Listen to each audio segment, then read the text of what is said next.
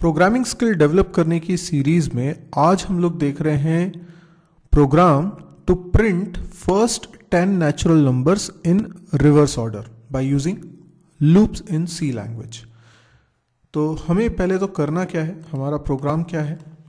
तो हमें 10 number print करने हैं और 10 कौन से number? Natural number. Natural number मतलब प्राकृत संख्याएं, वो इंटीजर्स जो 1 से स्टार्ट होते हैं, यानी 1 2 3 4 ये कहलाते हैं नेचुरल नंबर्स।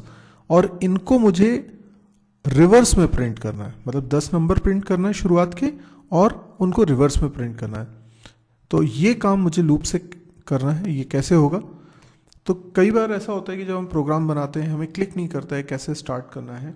तो आप थोड़ा समझने की कोशिश करिए कि कैसे हमें स्टार्ट करना चाहिए। सबसे पहले हमें ये सोचना चाहिए कि हमें आउटपुट चाहिए क्या। हमें आउटपुट क्या चाहिए है, ये मान लीजिए आउटपुट स्क्रीन है, ठीक है। हम चाहते हैं कि यूज़र से यहाँ कुछ भी इनपुट नहीं लेना है, क्योंकि हमें बिल्कुल क्लियरली बोला गया है प्रोग्राम में कि 10 नंबर प्रिंट कराने हैं। तो हमें यूज़र से कुछ भी इनपुट नहीं करना है, इसलिए इस प्रोग्राम में कहीं पर भी स्कैनफ नहीं लगेगा। यहाँ पर हमें जो स्क्रीन पे देखना है वो पहले 10 नेचुरल नंबर रिवर्स ऑर्डर में देखना है। यानी सबसे पहले स्क्रीन पे प्रिंट होना चाहिए 10, फिर प्रिंट होना चाहिए 9, फिर प्रिंट होना चाहिए 8 7 6 5 4 3 2 एंड 1। ये हमें आउटपुट में दिखना चाहिए। ऑब्वियस सी बात है, कुछ प्रिंट करा रहे हैं हम स्क्रीन पे, तो हमें अपने प्रोग्राम में लिखना पड़ेगा printf। हम जानते हैं printf की मदद से हम कोई भी टेक्स्ट प्रिंट करा सकते हैं। तो यहाँ पर मुझे printf लिखना पड़ेगा। पर क्योंकि मुझे लूप की मदद से काम करना है और मुझे यहाँ 10 नंबर प्रिंट कराने हैं, तो printf से एक बार में मैं एक ही नंबर प्रिंट कराऊंगा। यानी printf चलेगा कितनी बार? 10 बार। 10 बार printf चले, इसी के लिए मैं लूप लगाऊंगा। लूप जो भी लगाना है उसके लिए मुझे एक वेरिएबल लेना चाहिए। तो लेट्स से आई नाम का मैं एक वेरिएबल ले लूँगा और इस वेरिएबल की वैल्यू मैं 1 से स्टार्ट करता हूँ और 1 से लेकर 10 तक जाता हूँ। इसका मतलब ये लूप, ये जो ब्लॉक है ना, ये 10 बार चलेगा। अब ये जो printf है ये 10 बार चलने वाला है। तो यहाँ पर मुझे ऐसा क्या लिखना चाहिए जिससे कि स्क्रीन पे हर बार ये अलग अलग नंबर्स प्रिंट हों। तो मुझे यहाँ पे लिखना चाहिए %d, क्योंकि मुझे यहाँ किसी वेरिएबल की वैल्यू प्रिंट करानी है। और थोड़ी सी देना चाहिए स्पेस। अब किस वेरिएबल की वैल्यू? अगर मैं लिखता हूँ यहाँ पर i, तो क्या प्रॉब्लम होगी? प्रॉब्लम ये होगी कि स्क्रीन पे प्रिंट हो जाएगा सबसे पहले 1, क्योंकि i की वैल्यू स्टार्ट कहाँ से कर रहे हैं? 1 से कर रहे हैं। तो i की वैल्यू अगर 1 से स्टार्ट हो रही है तो यहाँ पर भी 1 प्रिंट हो जाएगा। 1 2 3 4 ऐसा दिखेगा। तो हमें क्या करना चाहिए? या तो हम लिख लें 11 माइनस आई। क्यों 11 माइनस आई? क्योंकि 11 में से जब 1 सब्ट्रैक्ट होगा तो 10 आ जाएगा, 11 में से 2 सब्ट्रैक्ट होगा तो 9 आ जाएगा, 11 में से 3 सब्ट्रैक्ट होगा तो 8 आ जाएगा। यानी ये डिजायर्ड आउटपुट आ जाएगा। और i को हर बार हम करते रहेंगे इंक्रीमेंट। एक तरीका तो हमारे पास ये है।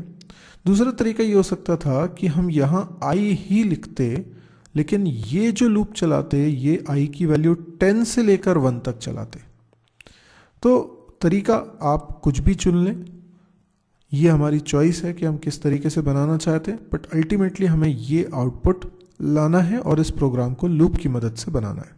तो आइए देखते हैं इस प्रोग्राम की कोडिंग करके। तो मैं कोड ब्लॉक्स में कोडिंग करने जा रहा हूँ। यहाँ पर मैं एक एम्प्टी फाइल या फिर मैं कोई फाइल जो ऑलरेडी है उनमें से ओपन कर लेता हूँ। बेसिकली मुझे सेव नहीं करना है, मुझे पहले से बनी किसी फाइल में भी मैं कोडिंग कर सकता हूँ। तो मैंने एक फ़ाइल ओपन कर ली, इसमें पहले से जो कोड था उसको मैं हटा देता हूँ और अब नए सिरे से कोडिंग करना हम स्टार्ट करते हैं। तो सबसे पहले हमने लिखा मेन, इसके बाद हमें यहाँ पर एक वेरिएबल की ज़रूरत पड़ रही है i। इसके बाद हमने सीधे लूप लगाया। लूप लगाने के हमारे पास 3 तरीके होते हैं सी लैंग्वेज में। वाइल, डू वाइल और फॉर। सबसे पहले मैं वाइल के साथ इसका इस्तेमाल करके बता रहा हूँ। तो क्योंकि यहाँ पर i की वैल्यू 1 से स्टार्ट करना है तो हम i को इनिशलाइज कर देते हैं, i असाइन 1, और उसके बाद जब लूप लगाएंगे तो i की value less than equal to 10 लिखेंगे। इसके बाद हमने लिखा printf, और printf में %d, थोड़ी सी स्पेस और 11 माइनस i, और यहाँ पर कर दिया हमने i प्लस प्लस। ये हमारा प्रोग्राम एंड हो गया है। अब इसको सेव करके मैं कंपाइल रन करके बताता हूँ। यहाँ बहुत सारे लोगों का डाउट है कि ये ड्राई रन करना क्या होता है, तो मैं इस प्रोग्राम को ड्राई रन करके भी बताऊंगा। मीनवाइल आप देखिए इसका आउटपुट क्या आ गया है। आउटपुट आ गया है 10 9 8 7 6 5 4 3 2 1, जो कि हम चाह रहे थे। अभी इस प्रोग्राम को मुझे ड्राई रन करके आपको बताना है ताकि आपको ये समझ में आए कि ड्राई रन किसे बोलते हैं। मैं आपको एक बात यहाँ पे मेंशन करना चाहता हूँ, यदि आप एक अच्छा प्रोग्रामर बनना चाहते हैं तो याद रखिए हर प्रोग्राम को आपको ड्राई रन करना ही है। ड्राई रन करने से आपको पता चलता है कि प्रोग्राम का फ्लो कैसा हो रहा है, कंप्यूटर किस स्टेप के बाद किस स्टेप को एग्जीक्यूट करता है, और आप बहुत बारीक सी बारीक बातें भी सीख पाएंगे अगर आप ड्राई रन करेंगे। तो इसको इग्नोर मत करिएगा, शायद मैं उतना एम्फेसिस नहीं दे पा रहा हूँ इस बात पे जितना कि मुझे देना चाहिए। सबसे ज़्यादा इंपॉर्टेंट है प्रोग्रामिंग सीखने में ड्राई रन करना। ड्राई रन करते हैं। स्टेप नंबर 1, अगर हमारे प्रोग्राम में कोई वेरिएबल्स बने हैं तो उनके लिए मेमोरी ब्लॉक्स आप अपने कॉपी में डायग्राम में बना लीजिए।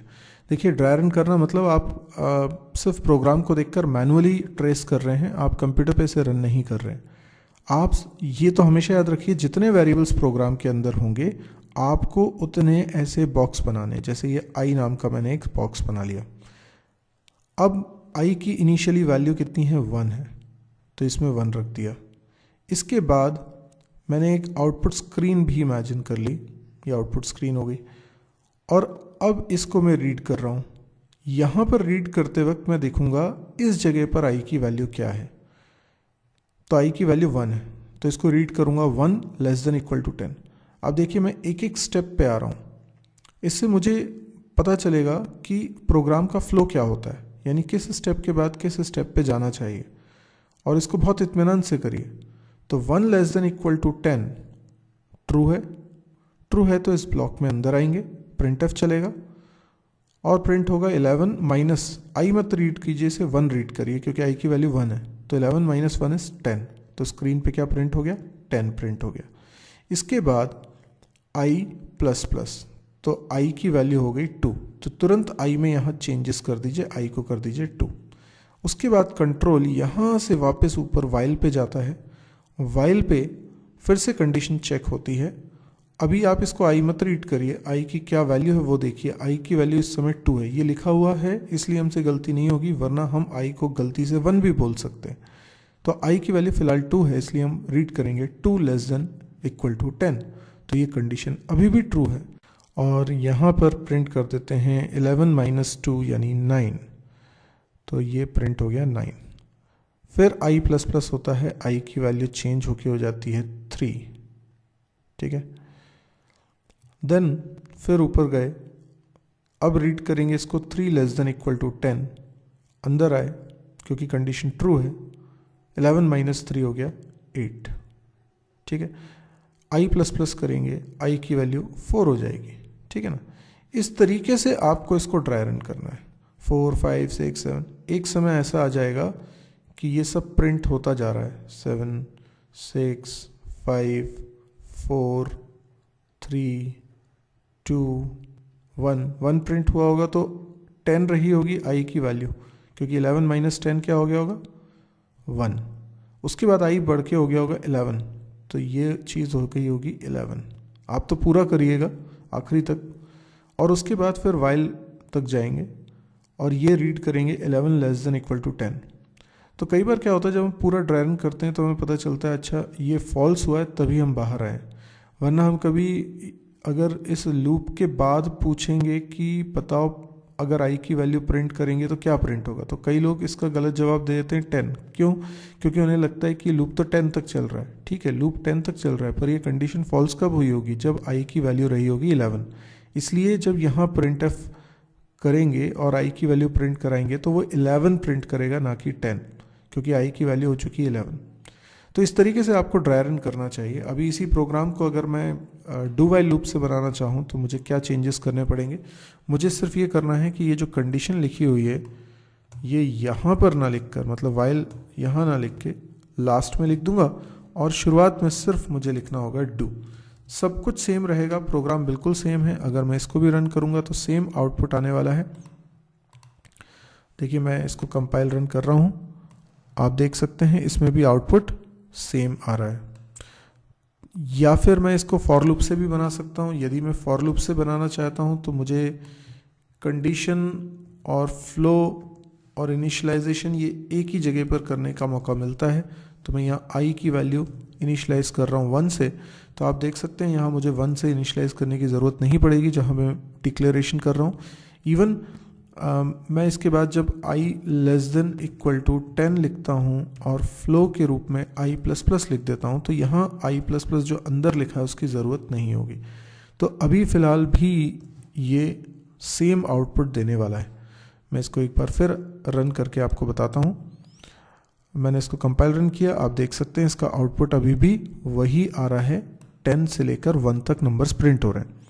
अच्छा, कई लोग ये बोलते हैं कि भाई इसको 1 से 10 तक क्यों करा, हम लोग तो इसको 10 से 1 तक करना चाहेंगे। तो याद रखिएगा, अगर 10 से 1 तक कर रहे हैं तो कंडीशन क्या बनाना है। कंडीशन बनाने में स्टूडेंट्स अक्सर मिस्टेक करते हैं। अगर आप 10 से स्टार्ट कर रहे हैं तो ये कंडीशन क्या होनी चाहिए, पहली बात तो ये कि पहली बार तो ये कंडीशन सही होनी चाहिए ना। तो अगर आपने लिख दिया i <= 1 तो आप इसको ज़रा बारीकी से चेक करिए, i की वैल्यू 10 रख के देखिए तो ये रीड होगा 10 <= 1। तो हमें पता चलेगा अरे ये तो गलत है, क्योंकि 10 तो 1 से छोटा होता नहीं है, तो पहली बार में ही कंडीशन फॉल्स हो जाएगी। तो हमें इसको क्रॉस चेक ज़रूर करना है, जो भी हम लिख रहे हैं उसको क्रॉस चेक करिए क्या वो कंडीशन 10 बार ट्रू हो रही है।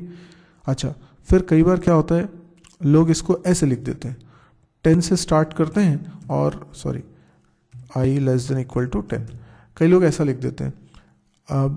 अब उनको क्या लगता है कि ये सही लिखा है उन्होंने। अब इसको आप देखिए, 10 <= 10 रीड होगा, ये तो बिल्कुल सही है क्योंकि इक्वल टू लगा हुआ है। लेकिन अगली बार जब i की वैल्यू इंक्रीमेंट होगी तो ये क्या हो जाएगा, ये 11 <= 10 हो जाएगा, जो कि गलत हो जाएगा, है ना। अच्छा, फिर आपने कहा कि नहीं इधर प्लस प्लस नहीं करेंगे, हम माइनस माइनस करेंगे और अंदर 11 - i नहीं लिखेंगे, i लिखेंगे। बिल्कुल सही बात है, लेकिन अभी भी एक मिस्टेक हम कर रहे हैं। क्या मिस्टेक है, जरा ध्यान से समझिए। ये मिस्टेक एकदम से पकड़ में नहीं आती जब तक कि आप इसे ड्राई रन नहीं करते।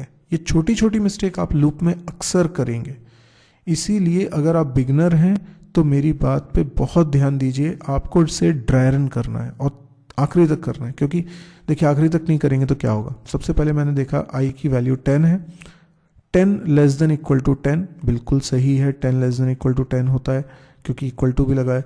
और उसके बाद i की वैल्यू प्रिंट हो जाएगी, दैट इज 10। फिर i की वैल्यू डिक्रीमेंट होकर हो जाएगी 9, तो 9 <= 10 भी ट्रू है तो वो 9 भी प्रिंट कर देगा। फिर 8 हो जाएगी वैल्यू, 8 <= 10 ट्रू है तो वो भी प्रिंट हो जाएगा। तो हमने इतना ही 2-3 बार चेक करके हमने डिसाइड कर लिया कि नहीं ये तो सही है, लेकिन ये गलत है।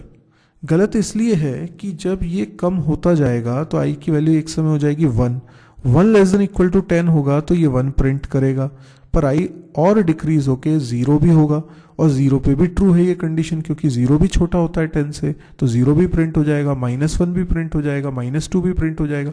तो हमें समझ में आया तब जब हमने इसको आखिरी तक ट्रेस किया। हमने बीच में ही छोड़ दिया अगर, तो हमें कभी नहीं पता चलेगा कि हम क्या गलती कर रहे हैं। अब यहाँ पर i की वैल्यू 1 तक जाए, उससे ज़्यादा नहीं, तो हम ये टर्मिनेशन कंडीशन बना रहे हैं, मतलब कहाँ एंड होना चाहिए। तो अपर लिमिट इसमें लिखी जाती है हमेशा, लोअर लिमिट नहीं। तो अगर 10 से स्टार्ट कर रहे हैं तो अपर लिमिट हो जाएगी 1, तो 1 तक चलेगा। अब 1 तक चलेगा तो हम कैसा लिखें, i <= 1, क्योंकि i की वैल्यू शुरुआत में तो 10 है और 1 से बड़ी या बराबर रहती है तब तक चलना चाहिए। तो i greater than equal to 1। तो अभी इसको भी मैं चला के बताता हूँ। इसका आउटपुट भी सेम ही आएगा जो हम एक्सपेक्ट कर रहे थे, 10 9 8 7 6 5 4 3 2 1। और इसको भी हम वाइल लूप या डू वाइल लूप से बना सकते हैं। तो मैं उम्मीद करता हूँ कि आपको ये प्रोग्राम समझ में आया होगा। यदि आपको ये वीडियो पसंद आया है, कुछ सीखने को मिला है, तो आप इसे लाइक करिए। और यदि आप इस तरह के और वीडियोस देखने में इंटरेस्टेड हैं तो आप इस चैनल को ज़रूर सब्सक्राइब करिए। मेरी वेबसाइट को विजिट करना ना भूलें, www.mysirji.com। इस वेबसाइट पे आपको मेरे सारे चैनल्स के अंदर रखे सारे वीडियोस के प्रॉपरली ऑर्गेनाइज्ड वे में लिंक्स मिल जाएंगे, जिससे कि आपको ढूंढने में दिक्कत नहीं होगी। और आप कोर्स वाइज वहाँ पे वीडियोस देख सकते हैं एक सीक्वेंस में, जिसमें C++, जावा, PHP, डेटा स्ट्रक्चर, DBMS, ये सारी चीज़ें आपको मिलेंगी। और भी बहुत सारा स्टफ जैसे कि प्रोग्रामिंग एक्सरसाइज से रिलेटेड या कैंपस प्रिपरेशन से रिलेटेड आपको उसमें मिलेगा। तो ये आपके लिए काफ़ी यूज़फुल हो सकती है। और एक मेरी आपसे गुजारिश ये भी है कि आप इसको शेयर करिए, वीडियो को भी शेयर करिए और मेरी वेबसाइट को भी शेयर करिए। जितने ज़्यादा लोगों तक हो सकता है आप पहुंचाइए, क्योंकि मैं ये चाहता हूं कि फ्री में एजुकेशन सबको मिले। Thank you.